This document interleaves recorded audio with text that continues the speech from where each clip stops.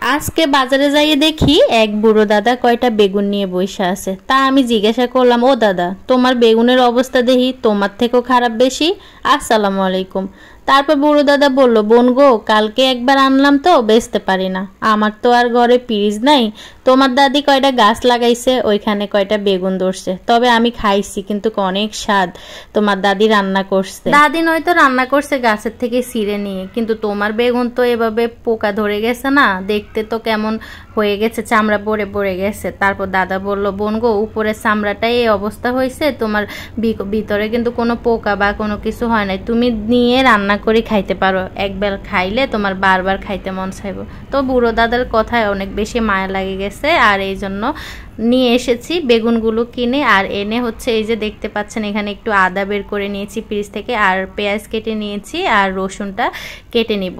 তারপরে এই যে আর আমার এই যে নিয়ে আসা বেগুনগুলো ভালো করে ধুয়ে, আস্ত বেগুনগুলোরে ধুয়ে পানিতে ভিজিয়ে রেখেছি। আর একটা বড় পরিমাণের আলু কুচি কুচি করে কেটে নিয়েছি, মুগ ডালটাও টেলে নিয়েছি। তারপর হচ্ছে এই যে চুলায় একটা পাতিল বসিয়ে আমি হচ্ছে শুকনো মরিচ দিয়ে দিয়েছি 3টা। তারপর হচ্ছে আমি কুচি করা পেঁয়াজ আর রসুন দিয়ে দিয়েছি। এখন এগুলো হচ্ছে ভাজা ভাজা হয়ে গেলে আমার আদা বাটা, তারপর হচ্ছে রসুন বাটা দিয়ে দিব।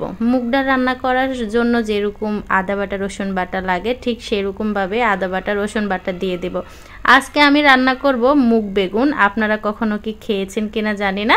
মুগ বেগুন আমি প্রথম রান্না করতেছি, কিন্তু এত বেশি মজা হয়েছে যা বলার বাহিরে। তো এখানে দেখতে পাচ্ছেন যে আমার পেঁয়াজটা বাদামি কালার হয়ে গিয়েছিল, আর তখনই আমি আদা রসুন বাটা দিয়ে দিয়েছি। এখন হচ্ছে লবণ, জিরা, হলুদ, মরিচ সব কিছু দিয়ে ভালো করে নেড়ে ছেড়ে নিব। আর তেলটা যখন উপরে উঠে গিয়েছে, এখন হচ্ছে ডালটা দিয়ে দিব। ডালটা আমি তেলে অনেকক্ষণ ভিজিয়ে রেখেছি, যাতে করে সেদ্ধ হতে একটু সময়টা কম লাগে।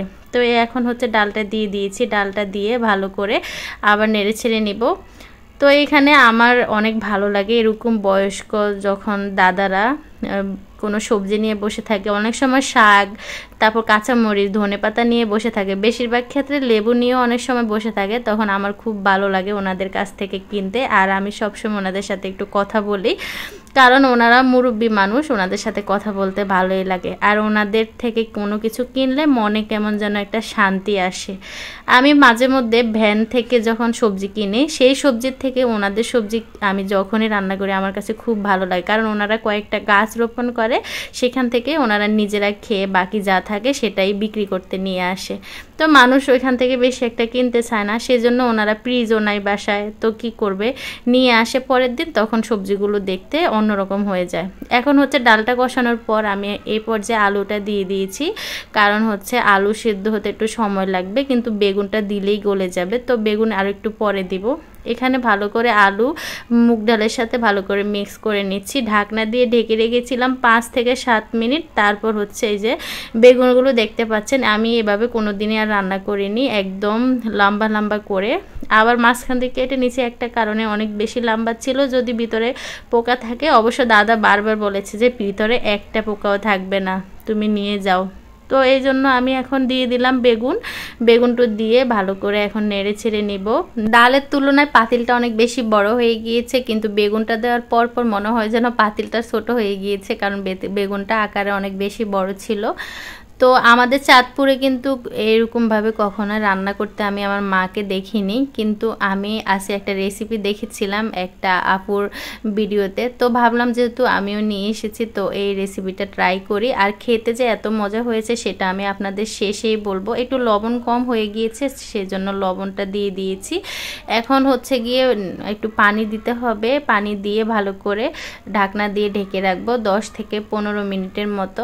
দিয়ে দিয়েছি। আর এখন হচ্ছে কিছু কাঁচামরিচ দিয়ে দিলাম। কাঁচামরিচগুলো কিন্তু আমি দাদার কাছ থেকে নিয়ে এসেছি। তো দেখতে পাচ্ছেন কিছুক্ষণ পর আমার রান্নাটা প্রায় কমপ্লিট হয়ে গিয়েছে, আর দেখতে কতটা সুন্দর লাগছে, খেতে যে কতটা মজা হয়েছে আপনাদের কি করে বুঝাবো। ধনেপাতা দিয়ে এখন নামিয়ে নিব, নিয়ে একটা বাটিতে ঢেলে নিয়েছি, নিয়ে হচ্ছে এখন দেখতে পাচ্ছেন আমি গরম গরম ভাতের সাথে খেয়ে নিব। এতটা মজা ছিল, আপনারা রুটি, পরোটা, তারপর গরম ভাত দিয়ে একবার ট্রাই করে দেখবেন, বিশ্বাস করেন এতটা নরম হয়েছে, মনে হয় যেন মোমের মতো হয়ে গিয়েছে। আর ডালটা তো খুব অসাধারণ লেগেছে। আজকের রেসিপিটি আমি বানিয়ে আমার হাজবেন্ডের অনেক বেশি প্রশংসা পেয়েছি। যাই হোক, সবাই ভালো থাকুন, সুস্থ থাকুন। আজকের ভিডিওটি এই পর্যন্ত। আল্লাহ হাফেজ সবাইকে। আসসালামু আলাইকুম।